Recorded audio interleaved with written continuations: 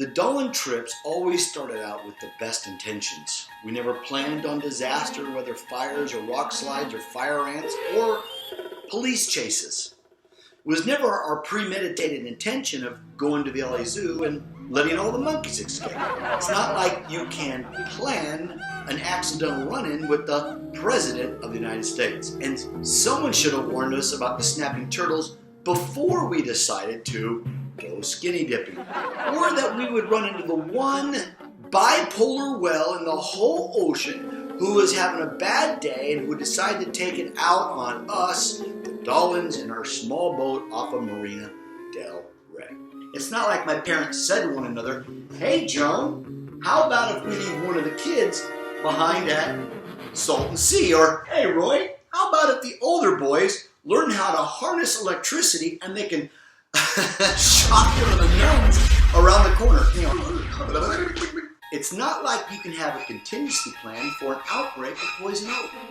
But somehow the universe decreed that every Dahlin outing would not be plain wrap or vanilla, probably like I would imagine with the linens or the blazers, and that every time it would have to be this odyssey of biblical end times proportion.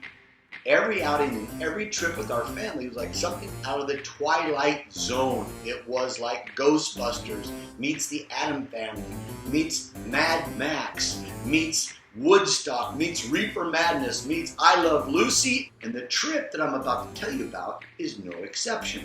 This was to be another double birthday party for my older brother Carl and myself. A family tradition dating way back to the era when we began going to the Salton Sea in the late 50s that extended all the way into the 70s. And this was going to be the last, the final. Little did we know how final it truly would be. It was another August, the final birthday bash for Carl and me.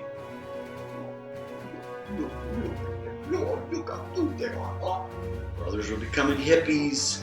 I guess final was the wrong word to use. Perhaps a bit too pathetic. In addition to the motorcycles and the dune buggies and the old leaky wooden boat and that tired old 35 horsepower motor, we must have had another 173 pounds of hair on the head of the 35 other hippies that we invited with this family vacation. I would imagine that just about everyone you see in this photo here was involved in this particular Salton Sea Odyssey.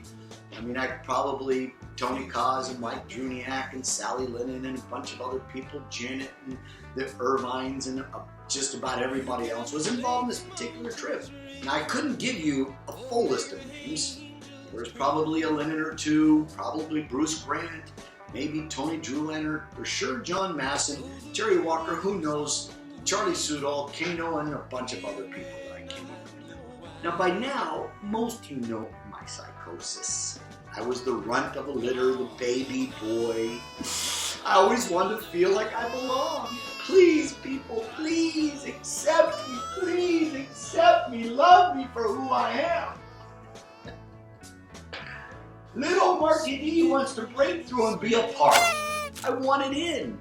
Now that I was older and a sophomore in high school, hair was a little longer, I was becoming a junior hippified and right on the bubble of making that breakthrough. This was my birthday. It was the glorious event, the day, the time, the excursion that I would be accepted and invited into my tribe. I was close once before. They invited me to Malibu, put me in a straitjacket, and threw me over a cliff. What's that all about, huh? We took my mom's brand new 1972 Volkswagen van that she purchased in Germany. We took Steve Smith's hot rod Mustang, our old 67 Ford station wagon, the Borrego Springs, a truck that we rebuilt the engine. Thought it was a four-wheel drive. The boat in question is the one seen here.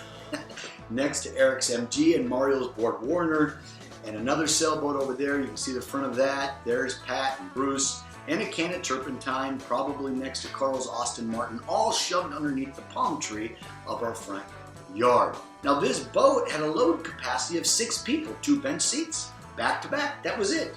Yes, the same boat that we were attacked by Moby Dick off the rocks in Marine Del Rey. Hey Bruce, how you doing? Now tonight was the big birthday bash. So this morning Tony got up and took all the hippies and invited them out to this cruise in this little boat you see here, probably about 17 or 18 hippies with all of that hair, 173 extra pounds of weight, which added an extra 1,000 pounds over the capacity of this small boat. And they pushed out the shore to get away from the parentals to do what hippies do. What could possibly go wrong? They had no idea what was in store for them, I can guarantee you. This overpacked boat, weighed down to its gunnels, motored out to the middle of the sea where they could do whatever it is that hippies do when there's no adults around. But you can probably imagine that it had something to do with our Mexican tomato plants in the backyard. You know, those plants that never grew tomatoes. Anyway, oh, what hippie bliss. In the middle of the day in the blistering heat, about halfway across the sea, Tony was suddenly struck by an idea, an epiphany. Ding! Of all the years that we have been to Salton Sea, going way back to when I was a wee little baby, we had never conceived of the idea of going across to the other side. Inconceivable! For most normal people, that's not such a bad thing, but in this boat that leaks with that tired 1959 Johnson outboard motor, this was an impossible proposition. But think of the tell that they would have to tell.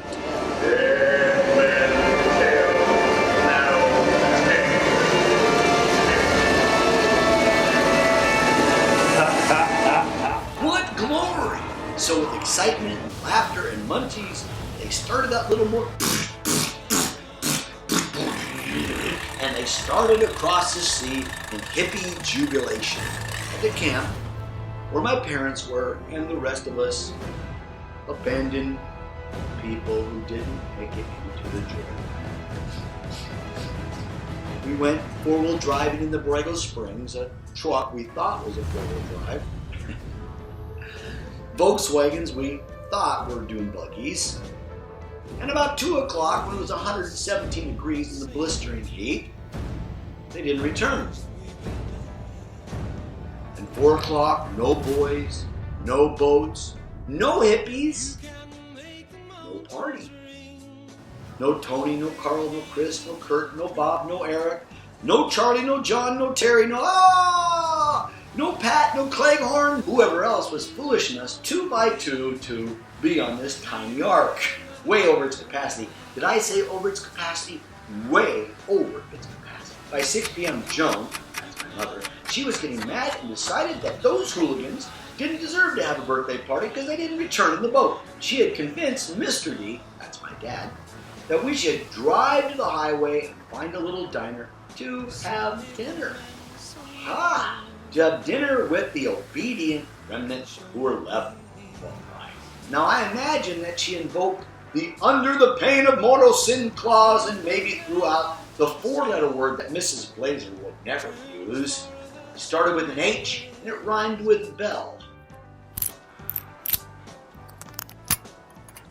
It was my birthday and I got my very own 5-cent thrifty ice cream. Now when our contingent got back to camp, there were no brothers, no boat, no hippie contingent. Half of Venice had vanished as if sucked up by a tractor beam by some alien ship and maybe probed by aliens. We saw a note attached to the Volkswagen door. It said, "Big storm, Tony Dahlin washed ashore." What happened? Did the aliens probe them, then reject them? Did the UFO cause the unusual weather disturbance? Did half of Venice die in this storm and Tony, the only survivor? Find out next time in another thrilling Dahlin adventure of What Could Go Wrong.